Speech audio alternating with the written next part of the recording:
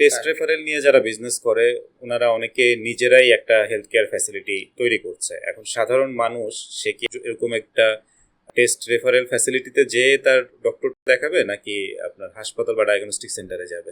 এখানে যে কোশ্চেনটা করেছেন আসলে সে চাইলেও আসলে টেস্ট রেফারেল ফ্যাসিলিটিতে গিয়ে ডাক্তারটাকে সবসময় দেখাতে পারবে না, কারণ তাদের আসলে ওরকম স্পেসিফিক যারা টেস্ট রেফারেল বা থার্ড পার্টি হিসেবে কাজ করে বা বিটুবি বিজনেস করে তাদের আসলে ওরকম ডক্টর সাপোর্ট দেওয়ার মতো আসলে পজিশন নেই।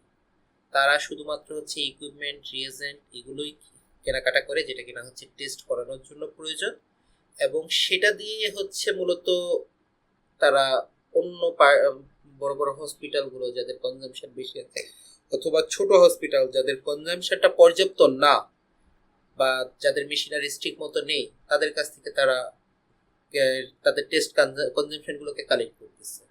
সো তাদের ওখানে আসলে মেডিকেল ফ্যাসিলিটি বলতে কিন্তু আসলে কোনোটাই নেই। সো আপনি যদি চান তাহলে ডাক্তার দেখানোর হিসাব এক সাধারণ মানুষের তাদেরকে ওই ডায়াগনস্টিক সেন্টারেই অথবা আপনার হসপিটালেই যেতে হবে।